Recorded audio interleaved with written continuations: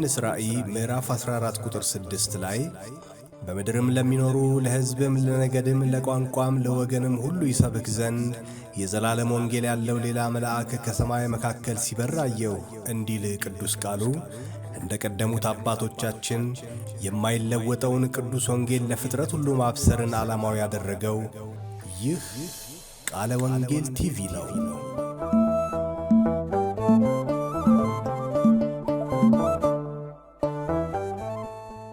ከእግዚአብሔር ከአባታችን ከጌታም ከኢየሱስ ክርስቶስ ጸጋና ሰላም ይብዛላችሁ። እንደምንሰነበታችሁ እግዚአብሔር አምላክ ለዘላለም የተባረከ ይሁን። እንኳን ለ2018 ዓመተ ምህረት እግዚአብሔር እንደገና በምህረቱ በቸርነቱ አደረሳችሁ ማለት ወዳለሁኝ። የዘላለም አምላክ እግዚአብሔር የተባረከ ይሁን። ባለፈው ሳምንት በነበረን ክፍለ ጊዜ በሚልኪያስ መጽሐፍ ምዕራፍ 4 ቁጥር 2 ላይ ያለውን መሰረት አድርገን የሚልኪያስን መጽሐፍ ለመዳሰስ ሞክረናል። የጽድቅ ፀሐይ ለኢትዮጵያ በሚል ሐሳብ ባለፈው ይህን እንደ መንደርደሪያ አድርገን ተነጋግረናል። ዛሬም ከዛ ሁለተኛውን ክፍል ዛሬ ይዤላችሁ እመጣለሁኝ። እግዚአብሔር አምላክ ለዘላለም የተባረከ ይሁን። የእግዚአብሔርን ቃል እናነብና በትንቢተ ሚልኪያስ ውስጥ ያለውን የእግዚአብሔርን ሐሳብ አብረን እንከፋፈላለን። ክብር ለእግዚአብሔር ይሁን። የእግዚአብሔርን ቃል አብረን እናንብብ። ትንቢተ ሚልኪያስ የብሉይ ኪዳን የመጨረሻው መጽሐፍ ነው። ምዕራፍ 4 ቁጥር 2 ላይ ያለ ሐሳብ ነው። እኔ ግን ተያያዥነት ስላለው ምዕራፍ 3 ቁጥር 16ን እስከ ቁጥር 18ና ምዕራፍ 4 ቁጥር 2ን አብረን እናያዋለን ማለት ነው። እንደዚህ ይላል። በዛን ጊዜ እግዚአብሔርን የሚፈሩ እርስ በርሳቸው ተነጋገሩ፣ እግዚአብሔርም አደመጠ ሰማም። እግዚአብሔርንም ለሚፈሩ ስሙንም ለሚያስቡ የመታሰቢያ መጽሐፍ በፊቱ ተጻፈ። እኔ በምሰራበት ቀን እነርሱ የእኔ ገንዘብ ይሆናሉ ይላል የሠራዊት ጌታ እግዚአብሔር። ሰውም የሚያገለግለው ልጁን እንደሚምር እንዲሁ እምራቸዋለሁ። ተመልሳችሁም በጻድቁና በኃጢአተኛው መካከል ለእግዚአብሔር በሚገዛውና በማይገዛው መካከል ትለያላችሁ። ሚልኪያስ ምዕራፍ 4 ቁጥር 2 ነገር ግን ስሜን ለምትፈሩ ለእናንተ የጽድቅ ፀሐይ ትወጣላችኋለች፣ ፈውስም በክንፎቿ ውስጥ ይሆናል። እናንተም ትወጣላችሁ፣ እንደ ሰባ እምቦሳም ትፈነጫላችሁ። በምሰራበት ቀን በደለኞች ከእግራችሁ ጫማ በታች አመድ ይሆናሉና እናንተም ትረግጧቸዋላችሁ ይላል የሠራዊት ጌታ እግዚአብሔር። አብረን እንጸልይ። እግዚአብሔር አባታችንና አምላካችን ሆይ በጌታ በኢየሱስ ክርስቶስ ስምና ሥልጣን ስለዚህ የተወደደ ጊዜ እጅግ አድርገን እናመሰግንሃለን። የሠራዊት ጌታ እግዚአብሔር ሆይ በጌታ በኢየሱስ ስምና ሥልጣን ለ2018 እግዚአብሔር ሆይ የምህረት ዓመት በሰላምና በጤንነት ደግፈህ ለዚህ አድርሰህናል። እግዚአብሔር አንተ ትክክል ነህ። ስላደረክልን መልካም ነገር ሁሉ እጅግ አድርገን እንባርካለን። የሠራዊት ጌታ እግዚአብሔር በጌታችን በመድኃኒታችን በኢየሱስ ክርስቶስ ስምና ሥልጣን ዛሬ ደግሞ በቃልህ አማካኝነት እንድታስተምረን ጸጋህ እንዲበዛልን ምህረትህ እንዲበዛልን እግዚአብሔር ሆይ የጽድቅ ፀሐይ ለምድራችን፣ የጽድቅ ፀሐይ ለሀገራችን፣ በፖለቲካው፣ በኢኮኖሚው፣ በማኅበራዊ አቅጣጫ ሁሉ እንዲወጣ እንድትረዳን እንጸልያለን። እግዚአብሔር ሆይ በጌታችን በኢየሱስ ክርስቶስ ስምና ሥልጣን ምድራችን በፍትህ የተባረከች፣ በሰላም የተባረከች፣ በጽድቅ የተባረከች የጽድቅ ፀሐይ የወጣላት እግዚአብሔር ሆይ ሕዝቧ በደስታና በሰላም የሚኖሩባት የመጽናናት አገር እንድትሆን እግዚአብሔር ሆይ ለቤተ ክርስቲያን ደግሞ የጉብኝት ዓመት እንዲሆን መታሰቢያ ዓመት እንዲሆን ጌታ ሆይ በጌታ በኢየሱስ ስም እንጸልያለን። አምላክና አባት ስለ ረዳሃንና ስላገዝከን ስለዚህም የተወደደ ጊዜ እጅግ አድርገን እናመሰግንሃለን። ዓመቱን ሙሉ እንድትባርክ እግዚአብሔር አምላክ በጌታ በኢየሱስ ስም እጸልያለሁ። የደከሙ እንዲበረቱ እግዚአብሔር ሆይ ያዘኑ እንዲጽናኑ፣ የተፍገመገሙ ሁሉ ጸንተው እንዲኖሩ አንተን ያላወቁ ሰዎች ሁሉ የመዳን ራስ የሆንከውን አንተን በማወቅ የተባረኩ እንዲሆኑ ሰዎች ከእስራት ነፃ የሚወጡበት ሰዎች ከግዞት እግዚአብሔር ሆይ የሚፈቱበት ርግማን የሚሰበርበት አመፅ ሁሉ የሚመታበት እግዚአብሔር ሆይ ሀገራችንም ሆነ እግዚአብሔር ሕዝባችን በሁለንተናዊ መንገድ ከፍ የምንልበት የበረከት ዓመት እንዲሆንልን በኢየሱስ ክርስቶስ ስም እንጸልያለን። ስለ ሰማህን እናመሰግንሃለን። እኔን ባሪያህን ደግሞ በኢየሱስ ክርስቶስ ስምና ስልጣን ጸለይኩኝ። ዓመቱን ሙሉ ጌታ እግዚአብሔር ሆይ በዚህ ሚዲያ አማካኝነት ጌታ እግዚአብሔር ሆይ ብዙ ሰዎችን ስለምጠቅም እናመሰግንሃለን። የእስራኤል ቅዱስ የሰራዊት ጌታ እግዚአብሔር ሆይ እኔ ጸልያለሁ በናዝሬቱ በኢየሱስ ክርስቶስ ስምና ስልጣን ጌታ ሆይ ይህንንም ጌታ እግዚአብሔር የቴሌቪዥን ጣቢያ እንድትባርክ እግዚአብሔር በኢየሱስ ክርስቶስ ስም እጸልያለሁ። አብረውኝ የሚያገለግሉ ሁሉ የተባረኩ ይሁኑ። እናመሰግንሃለን። ዓመቱን ሙሉ ላንተ አሳልፈን ሰጠን። በኢየሱስ ስም አሜን። ክብር ለመድኃኒታችን ለእግዚአብሔር ይሁን። ጌታ አምላክ ለዘላለም የተመሰገነ ይሁን። የማይናወጥ ተስፋ በሚል ርዕስ አብረን እንነጋገራለን። እግዚአብሔር ለሚፈሩት የሰጠውን ዘላለማዊ ተስፋ ከዚህ ከትንቢተ ሚልክያስ እንማማራለን ማለት ነው። ባለፈው ሳምንት የተነጋገርነው እግዚአብሔር አምላክ እስራኤላውያንን ከምርኮ ከመለሳቸው በኋላ ወይም ደግሞ በነቢዩ በኤርምያስ እንደተነገረ ከዛ ከግዞት ምድር ከባቢሎን ከወጡ በኋላ መቅደስ እንደገነቡ የእግዚአብሔር ቃል ይነግረናል። የእግዚአብሔርን ቤተ መቅደስ ከገነቡ በኋላ ያው የግንባታው ሂደት ምን ያህል ጊዜ እንደወሰደ ሁላችንም እናውቃለን። በጣም ከባድ፣ በጣም ፈታኝ የሚባል ጊዜ ነበረ ያ ጊዜ ማለት ነው። ከብዙ መስተጓጎል በኋላ እግዚአብሔር ረድቷቸው በነ ነቢዩ ሐጌ አማካኝነት እግዚአብሔር መነቃቃትንና መንፈሳዊ ተሐድሶን ሰጥቷቸው የአቁመውት የነበሩትን የመሰረት ድንጋይ እንደገና ግንባታውን ቀጥለው የዚህኛው ቤት ክብር ከመጀመሪያው ቤት ክብር ይልቅ እንደሚበልጥ እግዚአብሔር አስቀድሞ ተናግሯቸው እግዚአብሔር የተሐድሶ ዕድል ሰጥቷቸው ቤተ መቅደሱን እንደገነቡ የእግዚአብሔር ቃል ይናገራል። ስለዚህ መንፈሳዊ ተሐድሶ ተደርጎ ነበር። እንደዚሁም ደግሞ የኢኮኖሚ ተሐድሶ፣ የማኅበራዊ ተሐድሶም እግዚአብሔር አድርጎላቸው ነበረ። እንዲሁም ደግሞ በዛን ዘመን እንዲያስተዳድር የባቢሎን መንግስት የወከለው የነ ዘሩባቤል አገዛዝም በዛ በእስራኤል ምድር ነበረ። ምንም እንኳ እንደቀደሙት አባቶች አይነት ጠንካራ የሆነ እንደነ ሰለሞን እንደነ ዳዊት እና እንደ ሌሎችም የእስራኤልና የይሁዳ ነገስታት ጠንካራ መንግስት ባይሆንም በዚህ ወቅት የነበረው ነገር ግን ያው የተወሰነ የመንግስት አይነት መዋቅርና አገዛዝ ነበረ። ስለዚህ በአጠቃላይ በትንቢተ ሚልክያስ መጽሐፍ አጠቃላይ አውዱን በምናይበት ጊዜ መንፈሳዊ ነገር የወደቀበት በእግዚአብሔር ቤት ውስጥ ያሉ እንዲያገለግሉት እግዚአብሔር ዕድል የሰጣቸው የእግዚአብሔር ቤት ካህናት የሌዊን ስርዓት ቸል ያሉበት ዘመን እንደነበረ የእግዚአብሔር ቃል ይናገራል። እና እግዚአብሔር ቃል ኪዳኔን ከእርሱ ጋር የሕይወትና የሰላም ቃል ኪዳን ነበረ ይላል ምዕራፍ 2 ቁጥር 5 ላይ የሕይወትና የሰላም ቃል ኪዳን ነበረ፣ ፈራም ይፈራም ዘንድ እርሱን ሰጠሁት፣ እርሱን ፈራኝ፣ ከስሜ የተነሳ ደነገጠ ይላል። ስለ ሌዋውያን በዚህ ወቅት ስለነበሩና ከዛ በፊት ስለነበረው የሌዊ ስርዓት መጽሐፍ ቅዱስ በንጽጽር የሚያስቀምጠው እንደዚህ ብሎ ነው። በዚህ ዘመን የነበሩ ሰዎች ግን ምንም እንኳ የሕይወትና የሰላም ቃል ኪዳን እግዚአብሔር የሰጣቸው ሰዎች ቢሆኑም በትክክለኛው መንገድ እግዚአብሔርን ሊያከብሩና ሊያመልኩ በሚችሉበት አይነት መንገድ ሁኔታ አልነበሩም። ስለዚህ ምን እያልኳችሁ ነው? አጠቃላይ መንፈሳዊ፣ ኢኮኖሚያዊ፣ ማህበራዊ ግንኙነቶች በሙሉ ብጥስጥስ ያሉበት ሰዎች በመንፈሳዊ ነገራቸው በጣም ኃይለኛ የሆነ ብልሽት ውስጥ የወደቁበት ዘመን ነበረ እና እግዚአብሔር በእንደዚህ አይነት ሁኔታ የነበረውን ማህበረሰብ ሞግቷል፣ ተከራክሯል።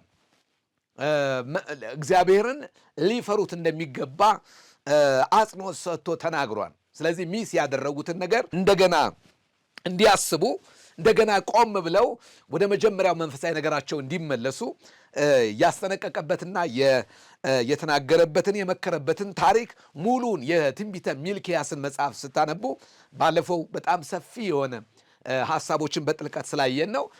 እሱን ተመልክተናል።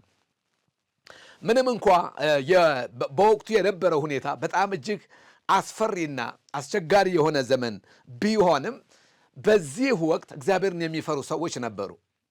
ስለዚህ ዛሬ በጣም አጽንኦት ሰጥተን የምንነጋገረው እግዚአብሔርን ለሚፈሩ ሰዎች በዚሁ በትንቢተ ሚልክያስ ውስጥ እግዚአብሔር የተናገረውን የተስፋ ቃል ነው። እግዚአብሔር አምላክ እግዚአብሔርን ለሚፈሩ እርሱን ለሚፈሩ ሰዎች የተናገረው የተስፋ ቃል እንዳለ ከዚሁ ከክፍሉ መረዳት እንችላለን ማለት ነው። እንደዚህ የሚል ነገር እናያለን። ቁጥር 2 ላይ ሚልክያስ ምዕራፍ 2 ቁጥር 2 ላይ ነገር ግን ስሜን ለምትፈሩ ለእናንተ የጽድቅ ፀሐይ ትወጣላችኋለች የሚል የእግዚአብሔር ቃል እናገኛለን። ስለዚህ የጽድቅ ፀሐይ ምንድን ነው የሚለውን በምናይበት ጊዜ ፀሐይ በመጽሐፍ ቅዱሳችን ቋንቋ ምንድን ነው የምትወክለው የሚለውን ነገር እንደ መንደርደሪያ ላሳያችሁ። ክብር ለእግዚአብሔር ይሁን። ፀሐይ ብዙ ጊዜ በመጽሐፍ ቅዱስ የእግዚአብሔርን ክብር ቅድስናውንና ንጽህናውን ጽድቁን በሚወክል ሁኔታ የተገለጠበት ሁኔታ አለ። ስለዚህ በተፈጥሮ ከፀሐይ ብርሃንን እናገኛለን። ብርሃን ትሰጣለች፣ ጨለማንም ታስወግዳለች። ፀሐይ ሕይወት ላላቸው ፍጥረታት በሙሉ ለእጽዋት እድገት ምክንያት ትሆናለች። ሕይወት ላላቸው ፍጥረታት ሁሉ ደስ የሚል ለእጽዋትና ሕይወት ላላቸው ነገሮች በሙሉ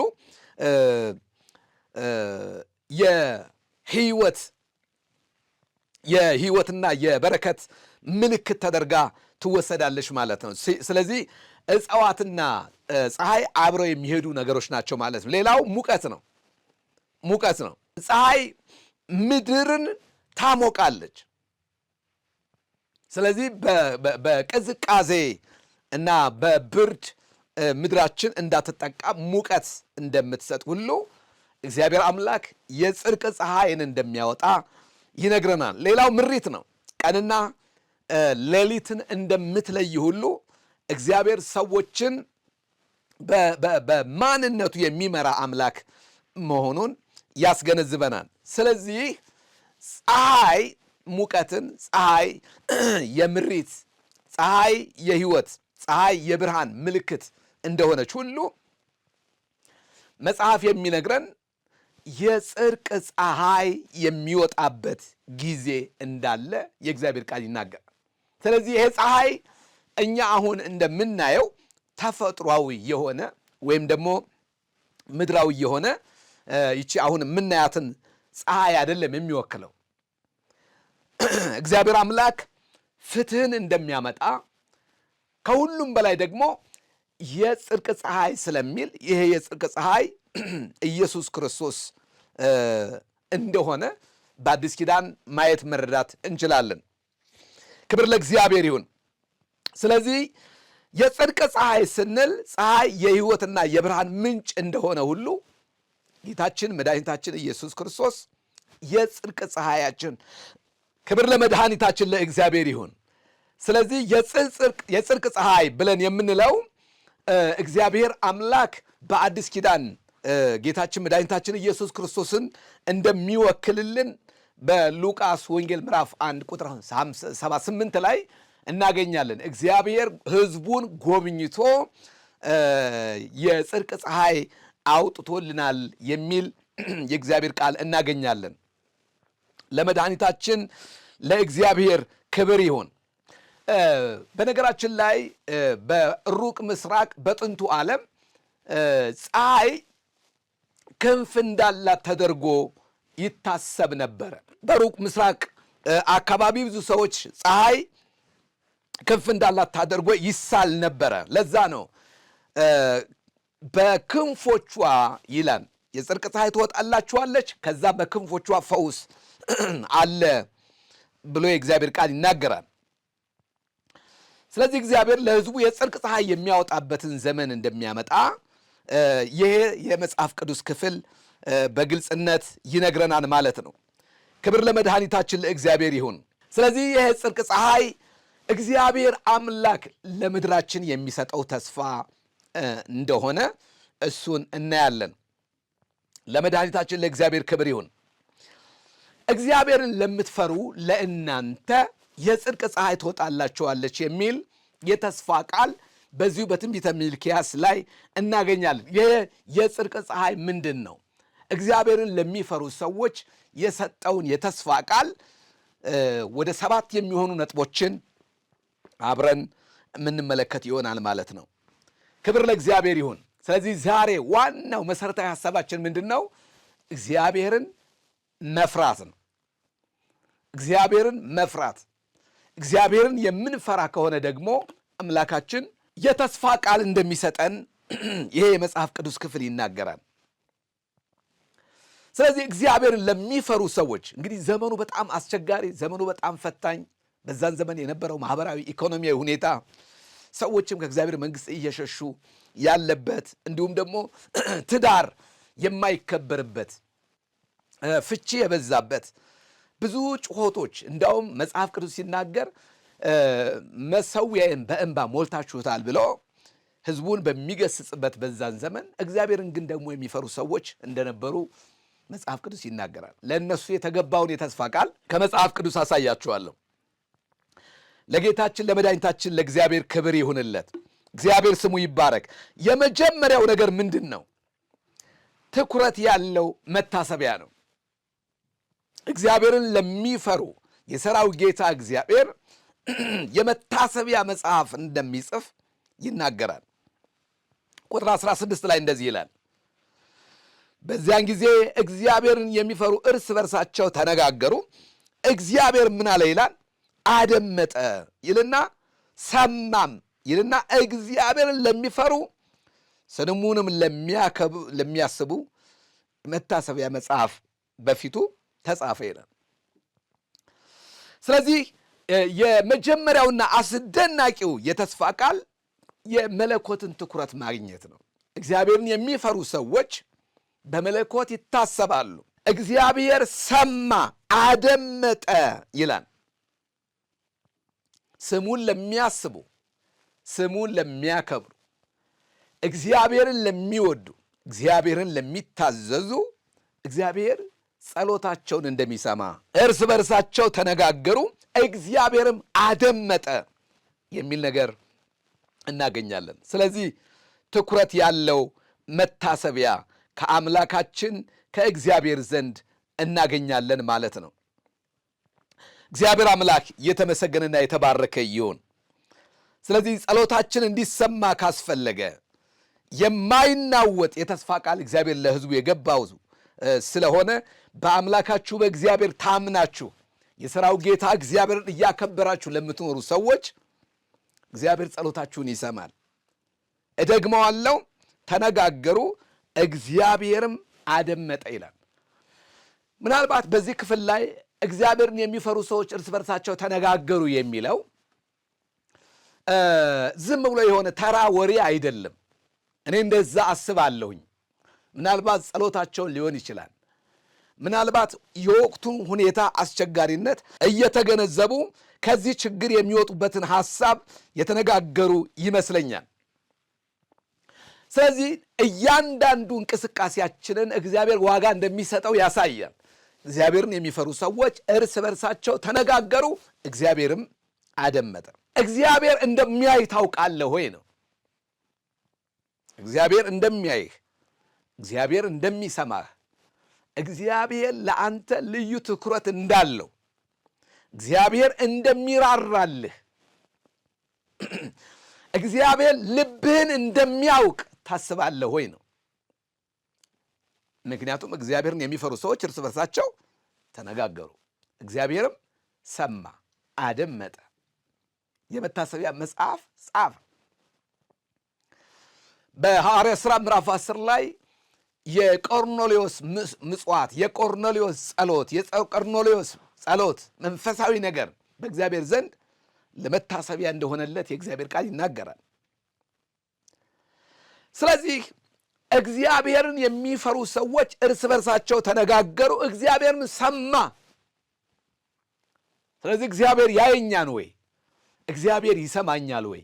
እግዚአብሔር የኔ ጉዳይ ግድ ይለዋል ወይ የምትሉ ሰዎች ካላችሁ፣ አዎ እግዚአብሔር ምን ይላል? ይሰማል። አዎ እግዚአብሔር ያደምጣል። አዎ እግዚአብሔር ጸሎታችንን ይመልሳል።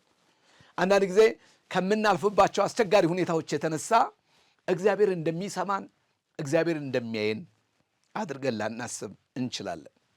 ያለንባቸው አስቸጋሪ ሁኔታዎችም ምናልባት እግዚአብሔር እንደሚሰማን የሚመሰክሩ ላይመስሉ ይችሉ ይሆናል። ስለዚህ እግዚአብሔር አምላካችን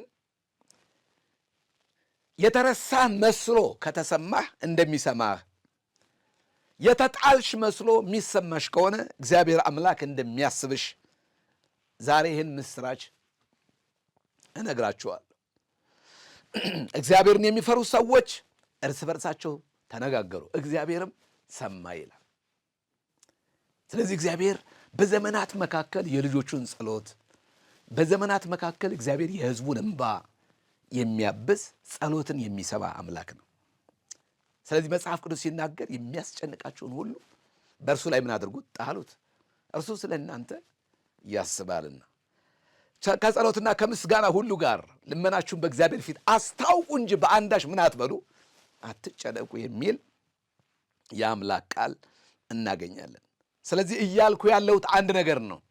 እግዚአብሔርን ለምትፈሩ ለእናንተ በ2018 እግዚአብሔርን የምትወዱ፣ እግዚአብሔርን የምትፈሩ፣ ስሙንም ለምታስቡ፣ ለስሙ ክብር ያላችሁ፣ እግዚአብሔርን በመፍራት በእግዚአብሔር ቤት አደባባዮች የምትመላለሱ ሰዎች የምስራች አለኝ።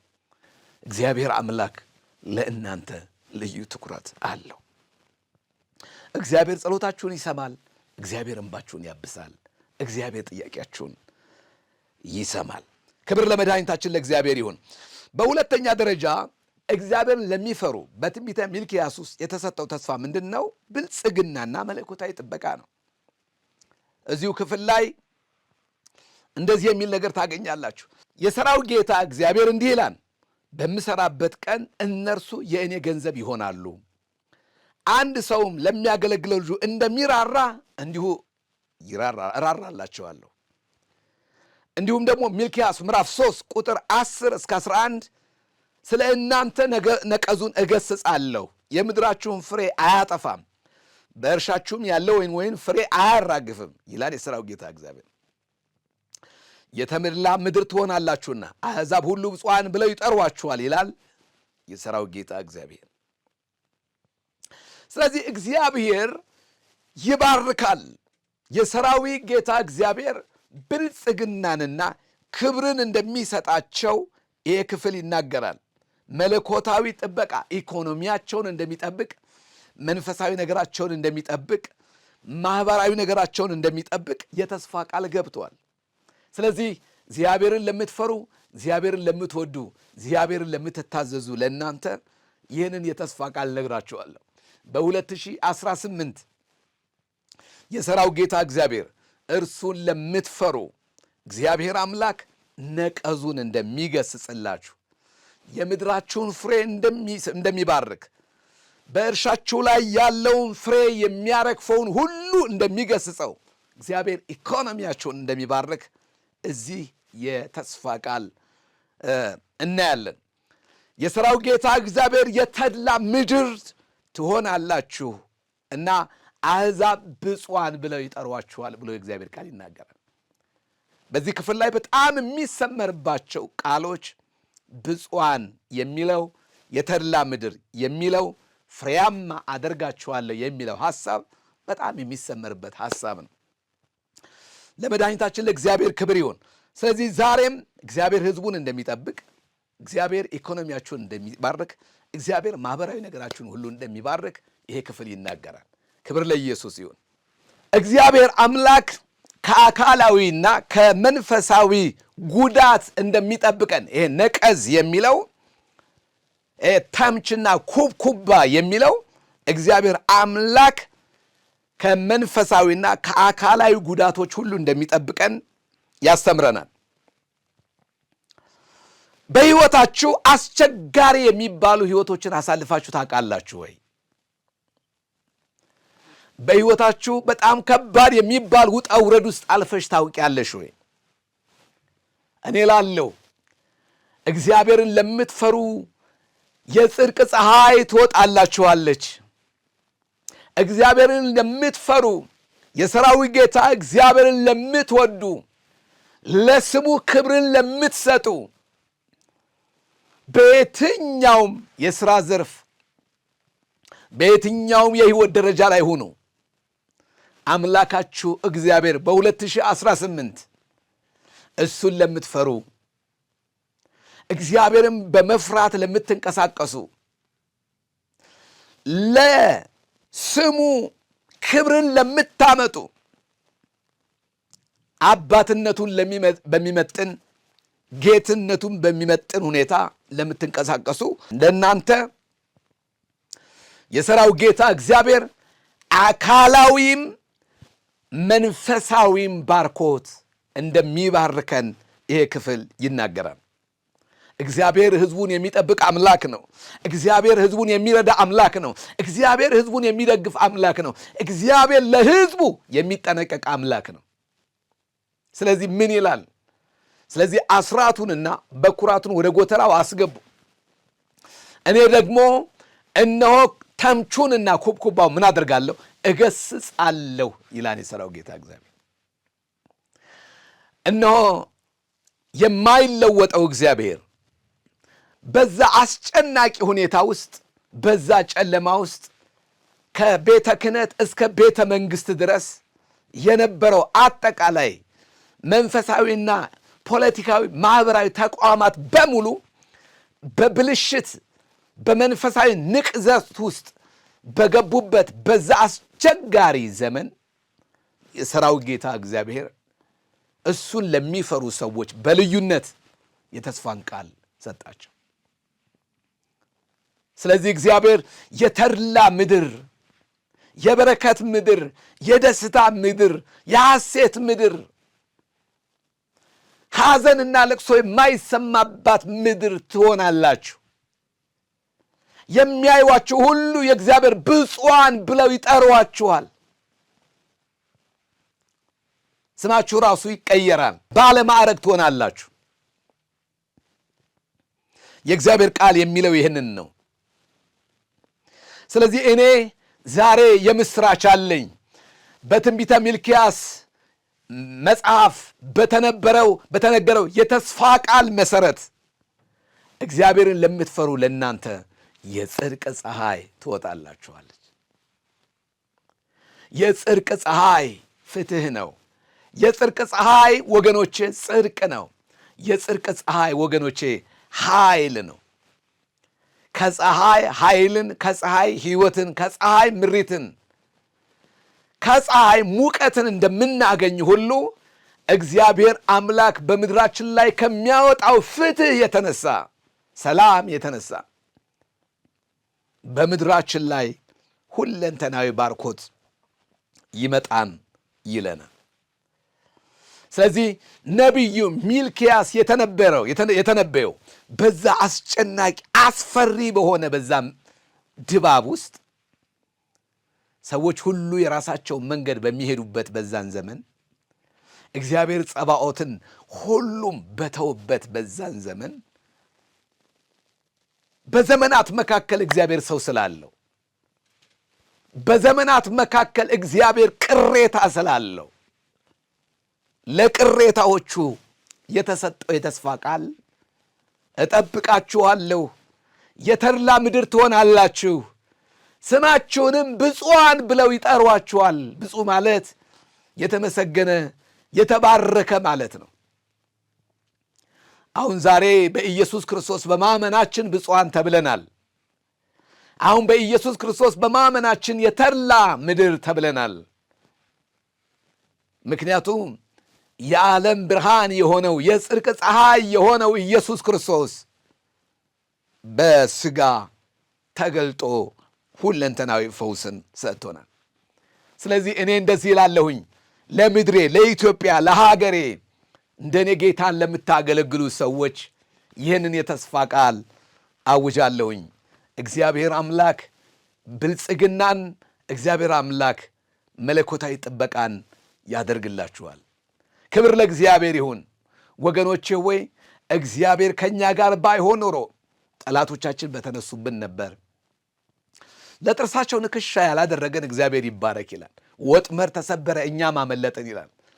ወጥመድን እየሰበረ መለኮታዊ ጥበቃ እያደረገ ኢኮኖሚያችሁን ከሚያነቅዝ፣ መንፈሳዊ ነገራችሁን ከሚያነቅዝ፣ መንፈሳዊ ነገራችሁን ከሚጎዳ፣ የምድሩ ፍሬያችሁን ሁሉ ከሚበላ ከሚያራግፍ ነገር እግዚአብሔር ይጠብቃችኋል። አዎ ይሄ ክፍል የሚናገረው ስለ ኢኮኖሚ ነው። የምድራችሁን ፍሬ የሚያጠፋውን እገሥጻለሁ ይላል። ስለዚህ እኔ ፍሬን ከኢኮኖሚ ብቻ ጋር አላገናኘውም። የአገልግሎት ፍሬያችሁን የሚያጨናግፈውን ሁሉ እግዚአብሔር ይመታዋል። የሕይወት ፍሬዎቻችሁን የሚያጨናግፈውን፣ የትዳር ፍሬዎቻችሁን ሁሉ የሚያጨናግፈውን፣ መንፈሳዊ፣ ኢኮኖሚያዊ፣ ማኅበራዊ ፍሬዎቻችሁን ዘርታችሁ በቅሎ ለድል ይሆናል፣ ለውጤት ይሆናል ብላችሁ የምትጠባበቁትን ነገር መጥቶ ውጤታችሁን የሚቀይረውን የሠራዊት ጌታ እግዚአብሔር ይመታዋል። እግዚአብሔር ኢኮኖሚያችሁን ይባርካል። እግዚአብሔር መንፈሳዊ ነገራችሁን ይባርካል። ይህ የተስፋ ቃል እግዚአብሔርን ለሚታዘዙ፣ ይህ የእግዚአብሔርን ቃል የሚታዘዙ ሰዎች፣ እግዚአብሔርን በመፍራት ለሚመላለሱ ሰዎች የተሰጠ የተስፋ ቃል ነው። መፈራቴ ወዴት አለ እንደሚል ለሚፈሩት፣ እወዳችኋለሁ ሲላቸው አዎ ጌታ ሆይ እኛም እንወድሃለን ለሚሉ፣ በእግዚአብሔር መሠዊያ ተገቢውን መስዋዕት ለሚያቀርቡ፣ እግዚአብሔር በሚፈልገው መጠን በዛው ልክ ለመቅደሱ ሥርዓት ታዛዥ ሆነው እግዚአብሔርን ለሚያገለግሉ ሰዎች፣ ለቤቱ ካህናት እግዚአብሔር እንደዚህ ይላል፣ እናንተ የተድላ ምድር ትሆናላችሁ፣ እኔ ታላቅ ንጉሥ ነኝና ይላል የሠራዊት ጌታ እግዚአብሔር። ስለዚህ መፈራቴ ወዴት አለ አይደል የሚለው። ስለዚህ ትዳራችሁን ለምታከብሩ፣ መፋታትን እጠላለሁ እንዳለ በትንቢተ ሚልክያስ ላይ፣ ትዳራችሁን ለምታከብሩ፣ አንድ የሕይወት መንፈስ ሰጥቷችኋልና የሰጣችሁን የሕይወትን መንፈስ ለምትጠብቁ፣ በእግዚአብሔር ፍትሐዊነት ላይ ለማትጠራጠሩ፣ ከእኛ ይልቅ ዓመፅን የሚያደርጉ ብፁዓን ናቸው ለማትሉ ለእናንተ የጽድቅ ፀሐይ ትወጣላችኋለች። እግዚአብሔር አምላክ ፍሬያችሁን ይባርካል። እኔ ልመርቃችሁ በ2018 የምድራችሁን ፍሬ የሚያራግፈውን ነቀዝ ከሕይወታችሁ ላይ ይገስጽ፣ ከአገልግሎታችሁ ላይ ይስበር፣ ከዘመናችሁ ላይ ይስበር፣ ከጤናችሁ ላይ ይስበር። የኢኮኖሚያችሁን ፍሬ ወር ሙሉ ሰርታችሁ ደሞዛችሁን ስትቀበሉ ወዲያው ከደሞዛችሁ ጋር ወደ ቤታችሁ የሚገባ ነቀዝ፣ ደክማችሁ የሰበሰባችሁትን ሀብትና ንብረት እንዴት እንደተመታ በማታውቁበት መንገድ የድካማችሁን ፍሬ የሚበዘብዘውን የእስራኤል ቅዱስ እግዚአብሔር ይገስጸዋል። ይህ ዛሬ የምነግራችሁ የተስፋ ቃል ቅድመ ሁኔታ ያለበት የተስፋ ቃል ነው። ኮንዲሽናል የሆነ የተስፋ ቃል ነው። እግዚአብሔርን ለምትፈሩ የጽድቅ ፀሐይ የሚባለው ወገኖቼ ኢኮኖሚያዊም ነው፣ መንፈሳዊም ነው፣ አካላዊም ነው። የሚጨበጥም የማይጨበጥም በረከትን ይዞ የሚመጣ ሕያው የሆነ የተስፋ ቃል ነው ወገኖቼ። የሕይወትንና የሰላምን ቃል ኪዳን ለሌዊ ሰጥቶ እንደነበረ ሁሉ ልክ እንደዚሁ በሰውና በእግዚአብሔር መካከል መካከለኛ ሆኖ እንዲያገለግል የመቅደሱን ሥርዓት በእግዚአብሔር በሚፈልገው ጽድቅና ቅድስና እንዲያገለግሉ እንደመረጣቸው እንደ ሌዋውያን እግዚአብሔርን የምታገለግሉና እግዚአብሔርን የምትፈሩ ሰዎች የምትጠባበቁት ጌታ በድንገት ወደ መቅደሱ ይመጣል። ለምንድን ነው የሚመጣው? የሚያነጻውን ሊያነጻ፣ የሚባርከውን ሊባርክ፣ የሚፈወሰውን ሊፈውስ፣ የሚነቀለውን ሊነቅል፣ የሚሰበረውን ሊሰብር የሠራው ጌታ እግዚአብሔር እርሱን ወደሚፈሩ ሰዎች ይመጣል። ለመድኃኒታችን ለእግዚአብሔር ክብር ይሁን። ዛሬ ምስራች አለኝ ወገኖቼ ሆይ፣ እግዚአብሔርን እየፈራሁ እግዚአብሔርን በመታመን እየተንቀሳቀስኩኝ ነገር ግን በሕይወቴ ምንም አይነት ውጤት የለም የምትሉ፣ ሕይወቴ በመከራ ውስጥ ያልፋን የምትሉ ሰዎች ግድ የላችሁ። የሐዘን ጊዜ አለ፣ የመከራ ጊዜ አለ፣ የክረምት ጊዜ አለ፣ የጉስቁልና ጊዜ አለ፣ የጥያቄ ጊዜ አለ። እውነት ነው። ምናልባት ዛሬ በእንባ እየዘራሽ ሊሆን ይችላል። ምናልባት ዛሬ በእንባ እየዘራ ሊሆን ይችላል። በእንባ የዘራችሁት በቅሎ በደስታ የምታጭዱበት የምትሰበስቡበት ዘመን ይመጣል። ስለዚህ እንደዚህ ይላለሁ፣ እግዚአብሔርን ለምትፈራ ምድር እግዚአብሔርን መፍራት በሕይወት ያኖራል። እግዚአብሔርን የሚፈሩ ጠግበው ይኖራሉ። የጥበብ ሁሉ መጀመሪያ እግዚአብሔርን መፍራት ነው። ስለዚህ እግዚአብሔርን ለምትፈሩ ለእናንተ፣ ለቤቱ አገልጋዮች፣ ለእግዚአብሔር ቅዱሳን፣ ለኢትዮጵያ፣ ለሀገሬ ልዑሉን ለምትፈሩ ለእናንተ ይህንን የምሥራች እነግራችኋለሁ። የሠራው ጌታ እግዚአብሔር ተምቹንና ኩብኩባውን ከትዳራችሁና ከዘመናችሁ ላይ ይመተዋል። በቅርብ በጣም አንድ የሚያሳዝን ነገር ሰማሁ። ያችት ስለ አንዲት እህት ምስክርነት ነው የሰማሁት። ያችት ከዩኒቨርሲቲ ተመርቃ ወደ ቤቷ ስትመለስ በመኪና አደጋ ሕይወቷን ስለተነጠቀችው ሰማሁ። እንዲህ አይነት ገጠመኞች በዓለማችን ላይ ይሆናሉ። ተመርቀው ሲመጡ መንገድ ላይ አደጋ የደረሰባቸው ቤተሰብ ተስፋ ሲያደርግ፣ ስለ ፍሬ እያወራሁ ነው። በጣም ቤተሰብ ተስፋ እያደረገ ልጄ ተምሮ ለበረከት ይሆናል፣ ምድሬን ይጠቅማል፣ እኔንም ይደግፈኛል ብላችሁ ተስፋ አድርጋችሁ ዋጋ ከፍላችሁ አስተምራችሁ ዋጋ ከፍላችሁ አሳድጋችሁ ይመጣና ፍሬያችሁን መንገድ ላይ መጥቶ የሚያጨናግፍ መንፈስ የተሰበረ ይሁን። እንዴት ያሳዝናል ወገኖቼ! ለቤተሰብ ትልቅ የልብ ስብራት ነው። ለሚሰማው አይደለም ለቤተሰብ ለሚሰማው ሁሉ የልብ ስብራት ነው። እኔ ላለሁኝ ተምራችሁ እንኳ ስራ የሌላችሁ ዋጋ ከፍላችሁ ደክማችሁ ተምራችሁ ውጤት ይዛችሁ ወጣችሁ፣ ነገር ግን ወገኖቼ ፍሬያማ እንዳትሆኑ በድካማችሁ ላይ የሚወጣ የጨለማ ሥራ ሁሉ ለዘላለም የተሰበረ ይሆናል።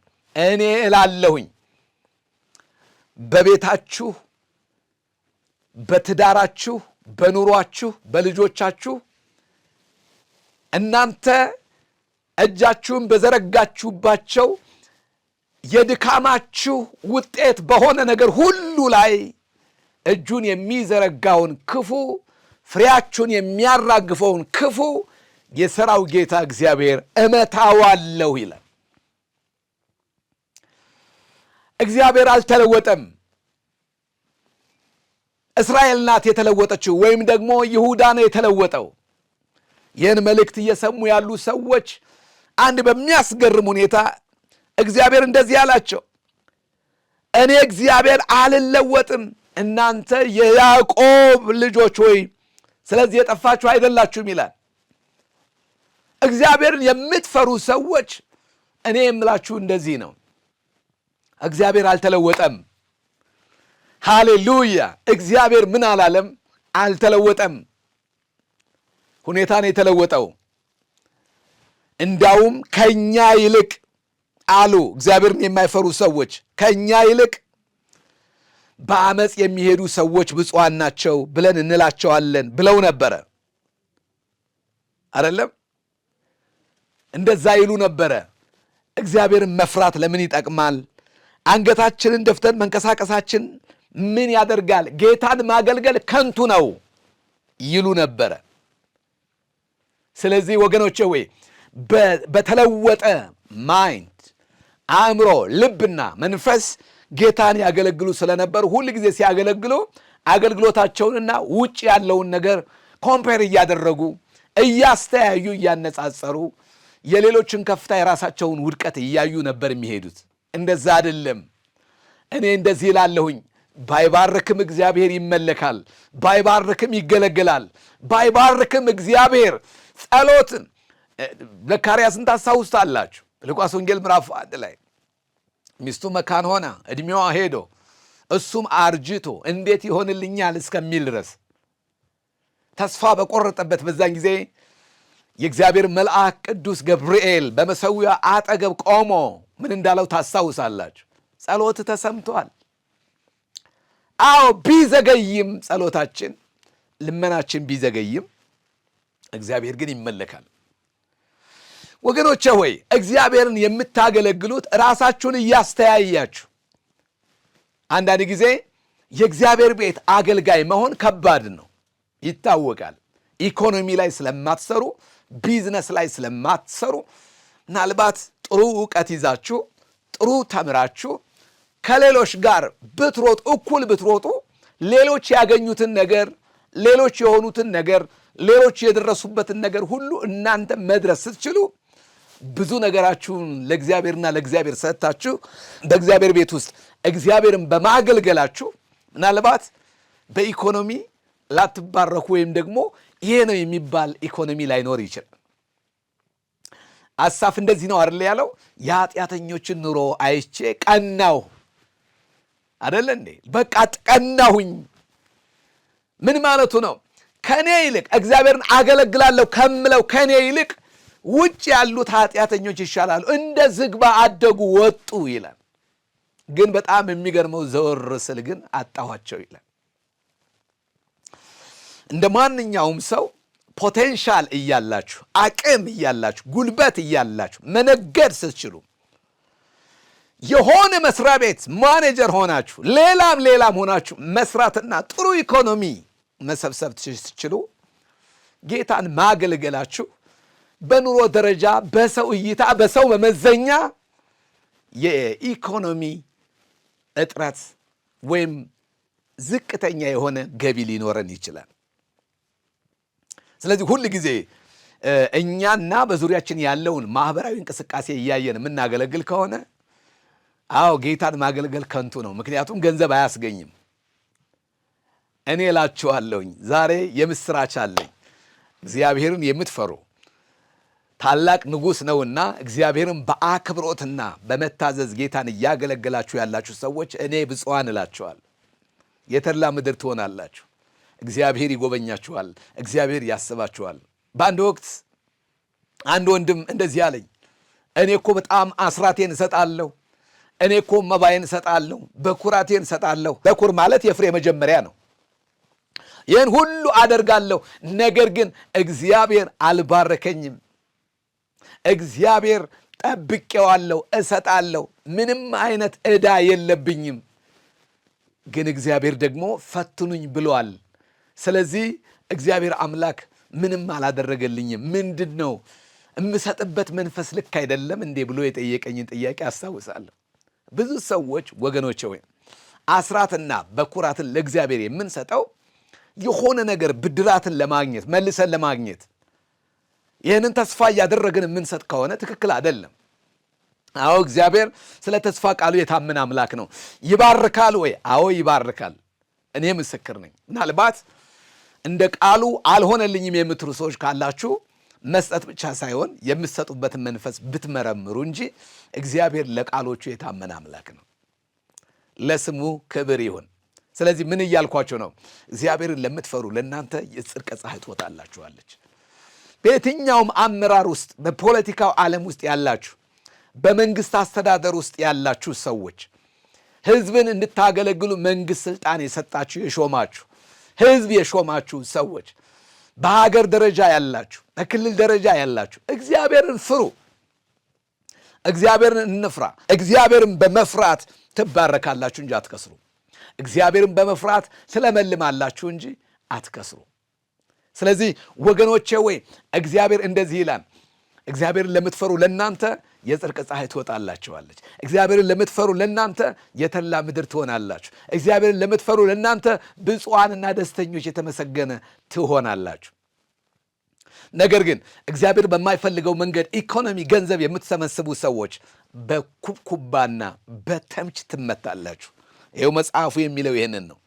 ሦስተኛ እግዚአብሔር በትንቢተ ሚልክያስ ውስጥ እግዚአብሔርን ለሚፈሩ ሰዎች የገባ የተስፋ ቃል በልዩነት ጽድቃችሁን ይገልጠዋል። እንደዚህ ይላል እዚሁ ክፍል ላይ በዚያን ጊዜም በጻድቅና በኃጢአተኛ እግዚአብሔርን በሚያገለግልና በማያገለግል መካከል ያለውን ልዩነት እንደገና ታያላችሁ ይላል። እግዚአብሔር ይመስገን ታያላችሁ። ምንድን ነው የምናየው ካላችሁ፣ እግዚአብሔርን በሚፈራና እግዚአብሔርን በማይፈራ፣ እግዚአብሔርን በሚያገለግልና እግዚአብሔርን በማያገለግል መካከል ያለውን ልዩነት እንደገና ታያላችሁ። እግዚአብሔርን ማገልገል ክብር እንደሆነ፣ እግዚአብሔርን ማገልገል ትርፍ እንደሆነ፣ እግዚአብሔርን መፍራት ሙላት እንደሆነ፣ ጉድለት ሳይሆን ሙላት እንደሆነ ታያላችሁ። ጌታ ኢየሱስ የተባረከ ይሁን። ስለዚህ እንደዚህ እላችኋለሁ፣ በማስተዋል እግዚአብሔርን በመፍራት የምትመላለሱ ሰዎች ታያላችሁ። አንዳንድ ጊዜ እግዚአብሔርን በመፍራትና እግዚአብሔርን በመታዘዝ እየኖርን ምን ልዩነት አለን? ተቀላቅለናል እኮ ምን ልዩነት አለን? እንዳውም ከኛ ይልቅ ሌሎች የተሻሉ ይሆናሉ ብለን ልናስብ እንችል ይሆናል። እኔ ግን እላለሁኝ ታያላችሁ፣ ታስተውላላችሁ። ለምን? እግዚአብሔርን በሚያገለግልና እግዚአብሔርን በማያገለግል። በነገራችን ላይ በትንቢተ ሚልክያስ ዘመን የነበሩ ሌዋውያን እንዲሁም ደግሞ መላው ሕዝበ እስራኤል ከመቅደሱ እኮ አልጠፉም። እናገለግላለን ይላሉ። ግን አገልግሎታቸው ወገኖቼ ሆይ ጽድቅ የጎደለበት አንካሳውን፣ የማይረባውን፣ የማይጠቅመውን በእግዚአብሔር ቃል መመዘኛ ተፈትኖ የማያልፈውን አይነት መስዋዕት ያቀርቡ ነበር። ስለዚህ ለዛ ነው በትንቢተ ሚልክያስ ምዕራፍ 3 ላይ የእግዚአብሔር ቃል ሲናገር የሌዊን ቤት የማጠራበት ዘመን ይመጣል። ስለዚህ እንደ አንጥረኛና እንደ አጣቢ ሳሙና ሁኜ እመጣለሁ ያለው።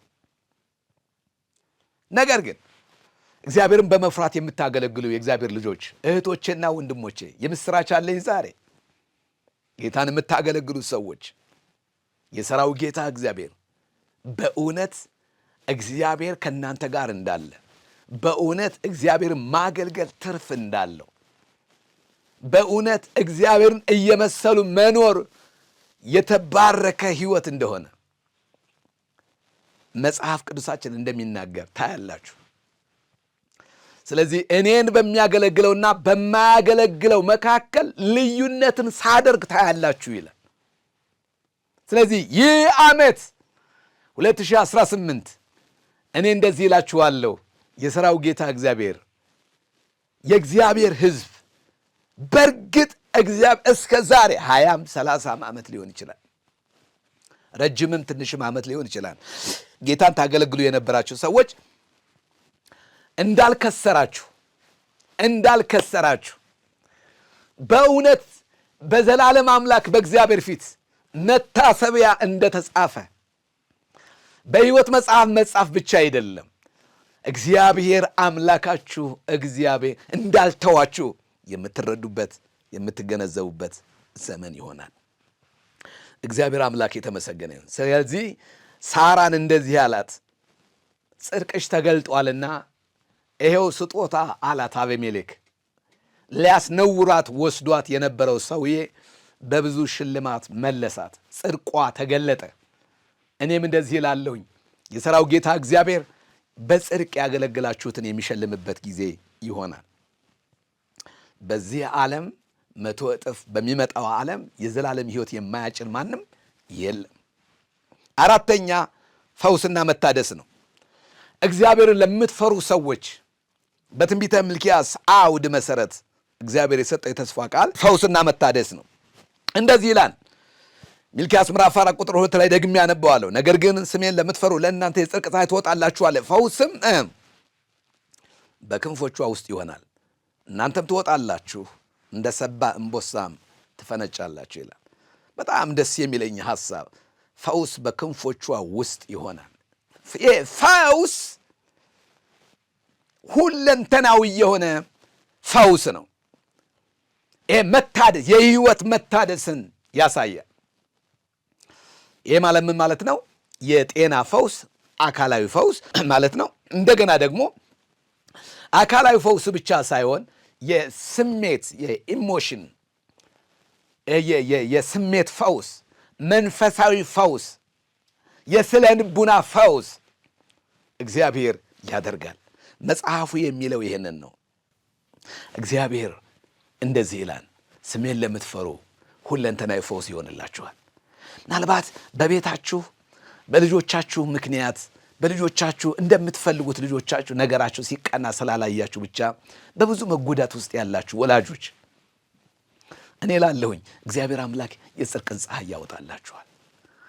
በጽድቁ ውስጥ በሚገልጠው ጽድቅ ውስጥ በሚገልጠው ፀሐይ ውስጥ በሚገልጠው የህይወት መታደስ ውስጥ እግዚአብሔር ሁለንተናዊ ፈውስን ይሰጣችኋል። ስለዚህ እግዚአብሔር አድሳችኋለሁ እያለ ነው።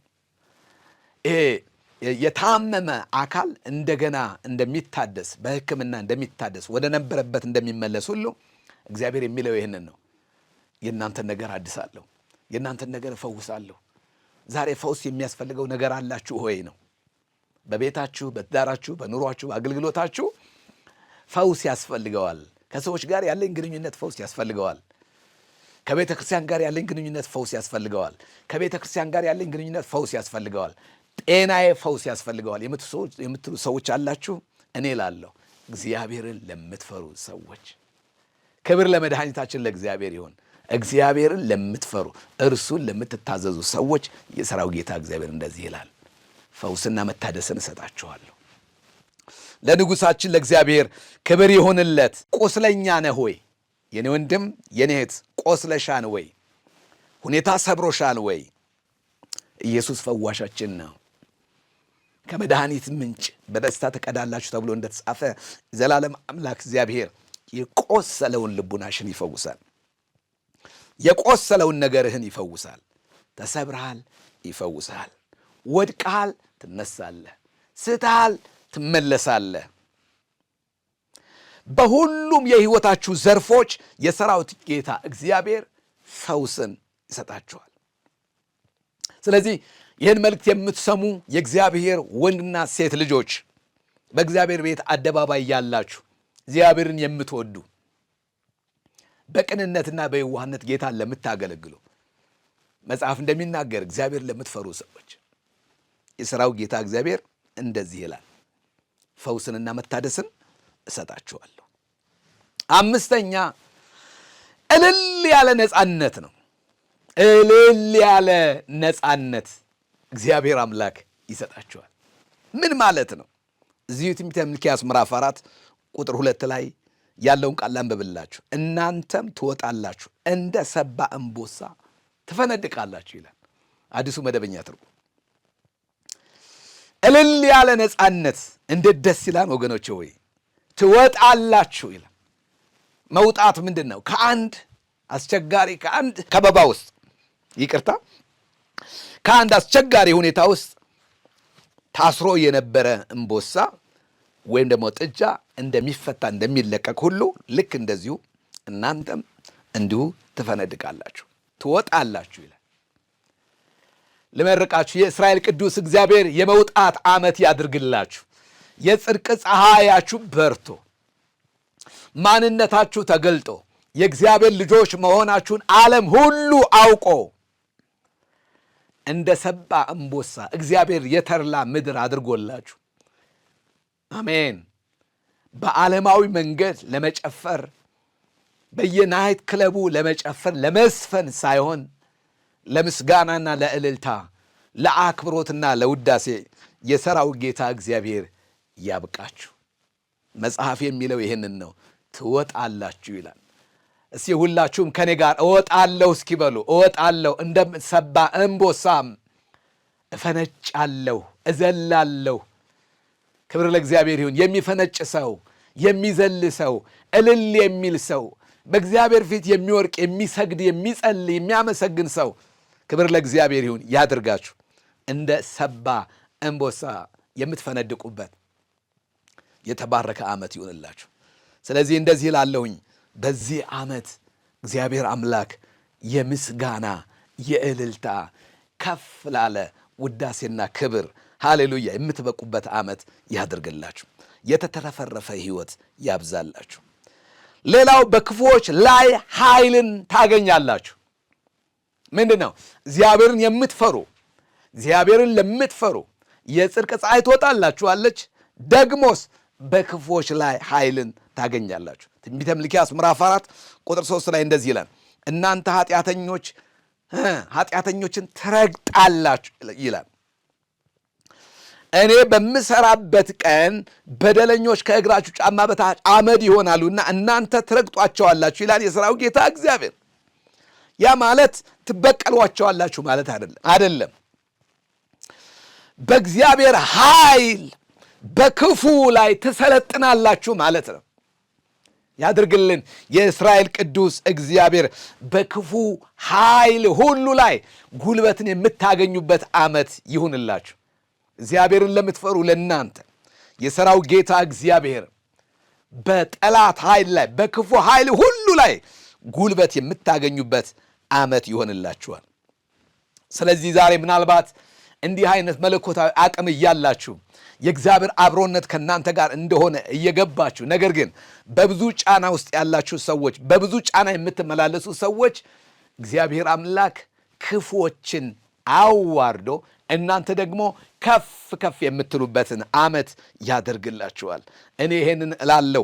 የእስራኤል ቅዱስ እግዚአብሔር ይህንን ያድርግላችሁ። የመጨረሻውና ሰባተኛው መታረቅና መመለስ ነው። ቁጥር 5 እስከ 6 እንደዚህ ይላል፣ የልጆችን ልብ ወደ አባቶች እመልሳለሁ። ምን ማለት ነው? የአባቶችን ልብ ወደ ልጆች፣ የልጆችን ልብ ወደ አባቶች እመልሳለሁ። መጥቼ ምድርን በእርግማን እንዳልመታ እርሱ የአባቶችንም ወደ ልጆች፣ የልጆችን ልብ ወደ አባቶች ይመልሳል። ከእስራኤል ልጆች ብዙዎች ወደ ጌታ ወደ አምላካቸው ይመልሳል። እርሱም የተዘጋጁትን ሕዝብ ለጌታ እንዲያሰናዳ የአባቶችን ልብ ወደ ልጆች፣ የማይታዘዙትን ወደ ጻድቃን ጥበብ ይመልስ ዘንድ በኤልያስ መንፈስና ኃይል በፊቱ ይሄዳን ይላል። ሉቃስ ወንጌል ምዕራፍ 1 ቁጥር 16-17። ለንጉሳችን ለእግዚአብሔር ክብር ይሁን። ይሁላችሁ እግዚአብሔር አምላክ ለሚፈሩት ምን ያደርጋል?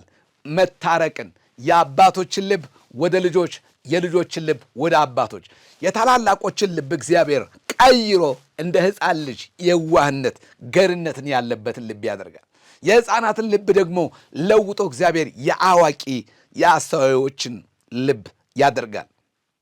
ስለዚህ የሠራዊት ጌታ እግዚአብሔር እርሱን ለሚፈሩ ሰዎች የሕይወትን መታደስ እርቅንና ሰላምን እንደሚያደርግ የእግዚአብሔር ቃል ይናገራል። እግዚአብሔር አምላክ ዘመናችሁን ይባርክ። እግዚአብሔር ፊቱን ያብራላችሁ። እግዚአብሔር ሞገስን ይስጣችሁ። እግዚአብሔር የተድላ ምድር ያድርጋችሁ። በኢየሱስ ስም አሜን።